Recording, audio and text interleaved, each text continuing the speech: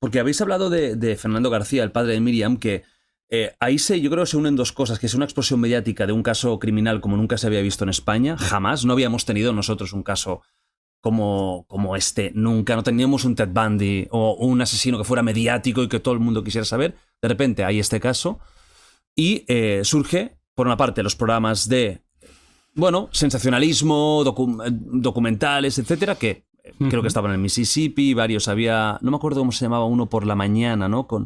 Lo que pasa es que en ese momento los programas que... Nieves Herrero puede ser que presentara, eso ¿no? es lo que iba a decirte, que ahí es... Esto es lo que sucede es cuando se encuentran los cuerpos, que es cuando se hacen dos programas en directo en Alcácer. Yendo a la casa de la familia. Claro, es Quién sabe dónde, exacto, de Paco Lobatón. Y Paco Lobatón también. Y el especial de Nieves Herrero, ¿no? En ese momento son esos dos programas que claro, es esto que cuando tú lo ves... ¿Cómo lo veis esto vosotros un poco del gremio? ¿Creéis que era algo necesario? ¿Que era algo que realmente aportó luz o que es normal que se hubiera hecho así? ¿O fue un fallo deontológico? Yo creo que fue un fallo deontológico totalmente, ¿no? No era necesario, porque montar un escenario en el pueblo de Alcácer, subiendo ahí a las familias y a vecinos, pues bueno, a lanzar ahí exabruptos que los maten y todo este tipo de cosas, no aporta absolutamente nada, pero bueno, no sé. Está esa imagen, ¿no? Que está el programa en directo y no recuerdo que creo que era Olga Biza. O sea, también quiero decir ahora que porque como hay gente que todo esto se lo coge con papel de fumar, que aquí estamos hablando también de cosas de hace muchos años y estamos intentando dar fechas y datos y tal. La gente también tiene que disculpar si alguna fecha o algún dato no es exacto, porque después es que... seguro que saldrá algún análisis. Sé lo que pasa después. Entonces, recuerdo ese programa que está en directo y de repente se dice que han detenido a una... Y bueno, se levanta aquello, prácticamente la gente... ¡Wow! Y es como no sé, es como aquello, una cosa que estaba a flor de piel de esa manera. Sí que en ese momento se pasó la raya, pero no un pueblo, se pasó 1000 pueblos. Y yo también, o sea, yo en esa época que era también cuando empezaba a trabajar, yo esa noche que están esos dos programas en directo, estaba en Alcácer, estaba allí en la plaza. Entonces, claro, tú cuando veías un poco el trasvase de personajes de un programa a otro, cómo cogían del brazo también productores para llevar de un escenario a otro, porque claro, estaban los dos programas en directo. Entonces era también esa pelea por la audiencia y por el testigo, ¿no? Entonces, claro, ahí es cuando dices, bueno, esto es deontológicamente, ¿no? Un poquito. Claro, y luego está todo lo que viene posteriormente, los programas de la noche. Que es cuando ahora lo ligaremos un poco, ya que entramos en la conspiración. Para ir con porque me parece realmente una persona que es verdad que lo tiene que haber pasado muy mal, pero también hay muchas sombras, ¿no? Alrededor, que es Fernando García. ¿Cómo veis vosotros su papel en este caso? Porque hay un Fernando García durante la búsqueda, pero luego hay uno a posteriori. Pero hasta ese momento yo creo que es un padre coraje. Sí, es un padre coraje. Yo creo que es un padre coraje, un hombre que pone ahí todo el empeño del mundo, deja en ese momento su trabajo, lo abandona todo por intentar localizar a estas niñas y si hace falta irse a donde sea, porque él en ese momento se va hasta Inglaterra. De hecho, cuando aparecen las niñas, él estaba en Londres, me parece, ¿no? Con una de las con una de las hijas, ¿no? Me parece, ¿no? Con la hermana de Tony, que estaban allí. O sea, él es el padre de Míriam, si no me equivoco. El padre de Míriam. Y era un poco la voz cantante en cuanto a la familia y la búsqueda de las niñas. Él ahí mueve cielo y tierra. No sé, yo yo creo que ahí hace un papel encomiable y ya está. Después la verdad es que sí que llega un momento que se tuercen las cosas, pero bueno, eso lo hablamos ahora cuando tú quieras. Sí, si queréis hablarlo, si queréis, sí. Ahí aparece... Lo que pasa es que eso está... O sea, creo que es a medida que se aproxima el juicio, porque esto sucede en el 93, el juicio es en el 97. A medida que va haciéndose la investigación y aproximándose el juicio, ahí es cuando empieza lo que es, para mi opinión, la transformación del personaje. Sí, se aproxima, hablando de personajes, otro personaje que creo que es el que explota la bomba más tóxica en este caso, es como una bomba atómica en este caso, que es Juan Ignacio Blanco, el criminólogo, que es el que va siempre de la mano de Fernando García, todos los platós, el famoso Mississippi, y empiezan ahí a soltar una serie de teorías conspiranoicas rocambolescas, ¿no? Intentando... Porque si ya hemos explicado al principio los años que son, lo dificultoso de la historia, quién hace el levantamiento de cadáveres que se hizo mal, es evidente. Volviendo a la reflexión del principio, tú puedes hacer una cosa, hacerla mal, y puedes hacer una cosa mal a sabiendas.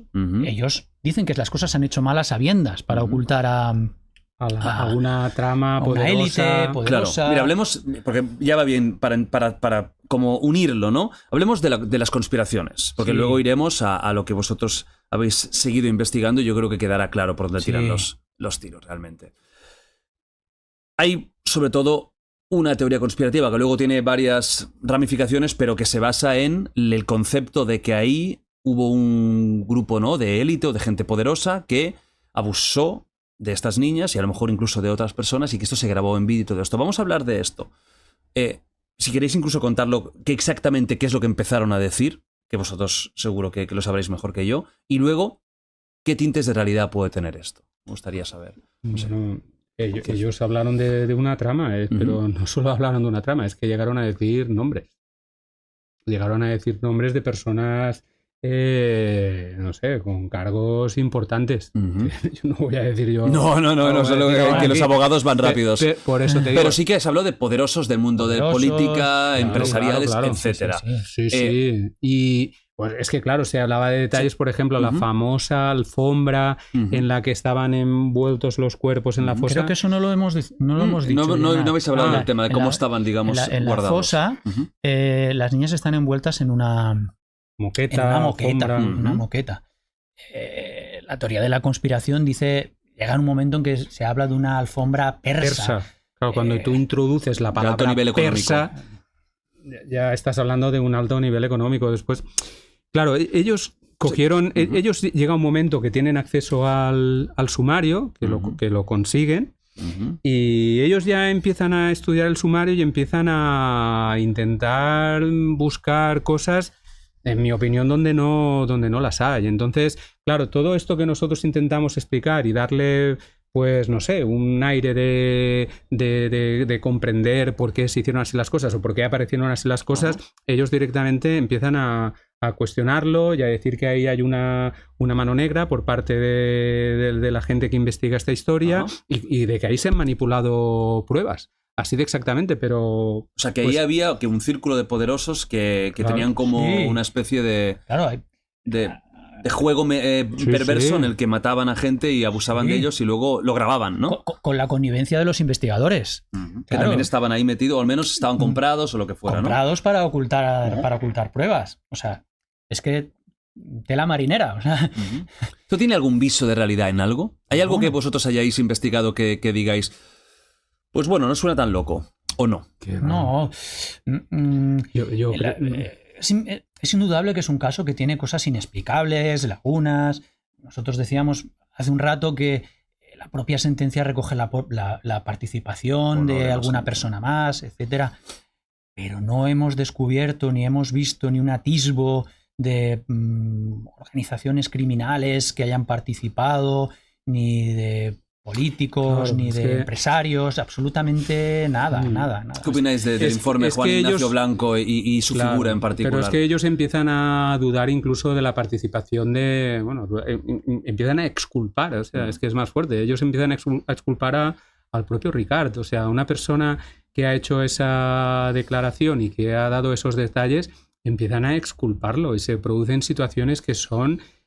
claro, cuando lo ves desde fuera dices, ¿pero qué está pasando aquí? O sea, que el padre de una de las víctimas esté exculpando a esa persona que reconoce lo que hizo, que una persona a la que tú como abogado le estabas pidiendo más de 200 años de prisión y que al final acabes pidiéndole solo 9, pero ¿en qué cabeza cabe esto? O sea, pero ¿qué está pasando aquí para que esta persona, en lugar de acusar, parezca más un defensor de la persona que está sentada en el banquillo acusada de estos crímenes tan brutales.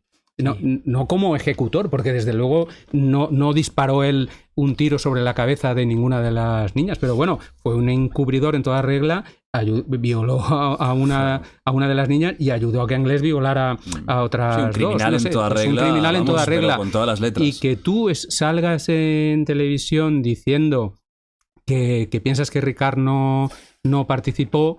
No sé, o sea, es que sí, a mí no me entra en la cabeza. ¿Cuál creéis que era la intención?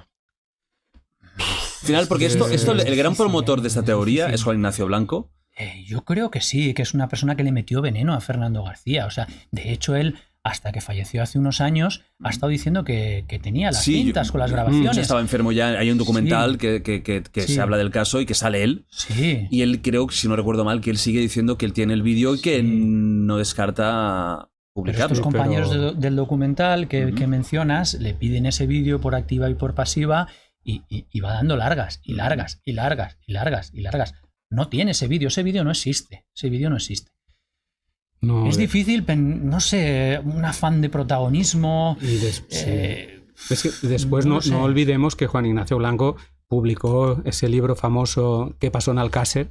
Que se retiró de todas las librerías, entre otras cosas porque la madre de Desiré, Rosa Folk, denunció ese libro, que ese libro tenía todas las fotos a todo color de las autopsias. O sea, es que ¿en qué mente cabe publicar ese libro? Es que no solo lo publicó en ese libro, es que esas fotos se emitían en televisión.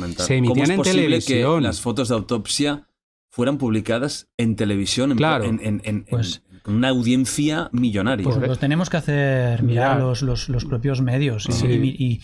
Y cuando echamos la vista atrás, que eso nos sirva para aprender. No quiero olvidar una cosa, porque que decías que podría motivar a que estas dos personas que se convierten en socios para ir a todos los platós, o sea, Fernando García y Juan Ignacio Blanco. Es que es muy duro que a tu hija le pase eso. Es muy duro. Entonces, que la explicación sea sencilla, no sé si esto lo comparte mi compañero Yenar, que la explicación de las muertes o la muerte de tu hija sea una explicación sencilla y que no sea fruto de la desgracia, de que la maldad existe y puede estar a la vuelta de la esquina o del azar, igual es difícil de digerir, y esto te hace digerirlo un poco más, una huida hacia adelante, ¿no? Una huida hacia adelante, porque el resto de familias han aceptado lo que pasó y ya está. No sé si te sirve esa explicación. Bueno, psicológicamente como una especie incluso de defensa, ¿no? Porque es como que un familiar que se muere en un accidente de coche, te cuesta entender cómo es posible que algo tan tonto, tan fortuito haya sucedido, y aquí buscar como unos culpables más... Sí, pero yo nunca he entendido cómo... Es incomprensible. Es incomprensible, o sea, es que tú puedes tener ciertas interpretaciones y puedes dudar de ciertas cosas, porque nosotros mismos dudamos de ciertas cosas, o sea, pero realmente llegar a ese punto de pensar en esa trama de gente poderosa diciendo nombres nombres y apellidos de personas que dices, pero... Es alguno muy famoso, me acuerdo de algunos nombres. ¿En qué mente cabe que pienses eso, ¿no? Que metes ahí el alto dirigente de una multinacional, un productor de cine, o sea, metes una serie de personas que dices, por el amor de Dios, pero... Y después, o sea, yo realmente, Fernando García es una persona que hace mucho tiempo que no hablo con él, pero es una persona que yo trabajé en Canal Nou muchos años. Hemos hecho muchos reportajes de Alcácer. Hicimos uno a raíz de la fundación que creó. Esa es otra polémica. Esa es otra polémica. De las medidas más importantes, ¿no? Relacionada con él. Claro, porque él cuando se celebra el juicio, una imagen que chocaba mucho cuando estabas allí era ver cómo la gente estaba volcada con esa persona, con el padre que ha plantado esa cara a todo lo que ha pasado y que está luchando una batalla, y cómo para financiar de alguna manera esa batalla le entregaban sobres, pero eran sobres y sobres y sobres, las amas de casa de no sé dónde, el grupo de... O sea, pero era brutal, o sea, y eran sobres que recogía tanto él como Juan Ignacio Blanco, ¿no? Era una imagen que chocaba mucho. Crean una fundación para, de alguna manera, canalizar todo ese dinero que están ingresando y que quieren utilizar para apoyar a familias que han pasado por donde está pasando él. Claro, esa fundación la inscriben con el nombre de las 3 niñas. Hay una madre que nunca ha estado de acuerdo con el planteamiento y con el camino que ha llevado Fernando García, que es Rosa Folk, con la que he hablado también bastantes veces en esa época. Y él no puede inscribir la asociación con ese nombre porque Rosa Folk, la madre de Siré, se opone. No inscribe la asociación, pero él ha dado un número de cuenta en el que ha estado ingresando dinero. Ingresa alrededor de 80 millones de pesetas. Pero eso es lo que le ingresaron. En ese reportaje que hicimos en Canal Now, nosotros le hicimos una cámara oculta a Juan Ignacio Blanco. Juan Ignacio Blanco, en esa cámara oculta, él dice que no solo está el dinero que se ha ingresado en la cuenta directamente, sino que hay mucho dinero que le han dado en sobres que directamente ni se ha ingresado. Ese dinero llega un momento que a nosotros nos reconocen que no está ya en esa cuenta. Entonces nosotros le pedimos explicaciones a Fernando García y él dice, bueno, el dinero me lo han dado a mí. Eso a día de hoy, que estamos en 2025, yo no he sabido todavía dónde ha ido a parar ese dinero. No sé. Por eso te digo que es una persona que tiene sus luces y sus sombras. O sea, yo, el Fernando García de la primera etapa, creo que es una persona. Y después, en el momento en el que entra en contacto con Juan Ignacio Blanco, no sé, entra en otra deriva. Sí. Que es que, no sé, toda la etapa del Mississippi es una etapa en el que se dijeron muchas barbaridades. Que no estaban avaladas por nada, por ningún elemento, por ninguna prueba. Nada, ninguna prueba. O sea, todo era conjeturas de ideas propias. ¿Creéis que Juan Ignacio Blanco podría llegar a creerse lo que estaba diciendo? ¿O que era cínico? Yo creo que no se lo creía ni... Vamos, que va. ¿Cómo se lo va a creer? Yo creo que él sabía... Porque hay gente que a veces cuando tiene una idea muy clara, pues la lleva hasta el último estertor porque cree que es verdad. Pero claro, hay veces que no. Y que todo es cinismo. O sea, no... Yo creo que no, y lo pusieron en evidencia, yo creo, en más de una ocasión en estos programas de televisión. Pues también recuerda que había dos programas de televisión en paralelo. Estaba el Mississippi por la noche y por la tarde uno en Canal Now. En aquella época era por la mañana juicio. Acababa el juicio, comían muchas veces alrededor allí del Palacio de Justicia a Canal Now. En Canal Now estaban por la tarde, no me acuerdo ahora de qué hora el programa, de Canal Now salían y se iban al aeropuerto de Manises. Pillaban avión y se iban a Madrid, al Mississippi. Dormían en Madrid y a la mañana siguiente avión a Valencia y al juicio. O sea, vivían de esto casi, durante una época. Hombre, pues el juicio creo que Telejuicio. Sí. Así. ¿Durante cuántos meses fue el juicio? Pues el juicio tuvo, creo que son 48 sesiones, creo recordar. Empezó en mayo y creo que acabó en julio. O sea, es... Y de esta relación surge una semilla que se plantó en ese momento... y que es la semilla de la conspiración que la padecemos pues muchos de los periodistas que intentamos trabajar con seriedad en esto y que creo que quieres entrar también en algunos puntos más adelante, pero perdón, que creo que se ha convertido en una secta. Yo te lo digo así sinceramente, yo pienso que es una secta, no permite la discrepancia en absoluto, aunque le pongas un dato delante no permite la discrepancia. Entonces, son comportamientos sectarios los de la gente de la teoría de la conspiración. Porque dudar está bien, pero yo creo que cuando dudas ya por antonomasia absolutamente de todo, directamente no se puede tener una conversación, porque cualquier cosa que te digan nunca te la vas a creer, entonces es un caso de fe al final, nosotros tenemos dudas de muchas cosas y hemos tenido nuestros propios debates y tal, pero ¿cuáles son? Ni somos ni cobramos del Estado, ni somos unos mentirosos, ni unos amancebados. Os lo han dicho, entiendo, ¿no? Sí, nos han dicho de todo, unos mentirosos y que manipulamos y que ¿Qué va? Somos periodistas que empezamos esta historia trabajando de una forma altruista, luego hemos hecho una serie, pero empezamos de una forma altruista porque nos interesaba mucho conocer o intentar saber qué pasó con Antonio Anglés. O sea, sí, de hecho nosotros queríamos huir de todo esto de lo que mucho de lo que llevamos hablando hasta ahora, porque nosotros fantástico. De esto nunca que hemos querido hablar. Nosotros era de lo que era el crimen. ¿Sabes qué? Yo creo que es lo peor que podéis hacer. Y lo digo sinceramente, yo que estoy metido en todos los fregados, creo que obviar un tema lo conviertes en tabú y lo conviertes en místico. Sí, si lo hablas y lo afrentas... Pero pasa una cosa, Jordi, que nosotros hemos hecho aquí un esfuerzo y seguro que esta narración que te hemos hecho tiene muchas lagunas y alguna inexactitud. La hemos hecho con toda nuestra buena voluntad y sin intentar quitar algún dato para exculpar a nadie. Lo hemos hecho con muy buena voluntad. Pero ahora la maquinaria conspiratoria, la secta, porque son una secta, se va a poner en marcha. Claro. Se va a poner en marcha. Se hubiera puesto en marcha, aunque no, ¿eh? Se hubieran puesto en marcha y van a ir a degüello. Pero bueno. ¿Por qué no era en el año 91, era en el 90? Claro. ¿Por qué no era en el 92, era en el 93? Porque has dicho que era la tercera declaración y era la cuarta. Porque no era a las 8 y 10, era a las 8 y 20. Entonces... Pero eso en la época actual de las redes es que es lo que hay.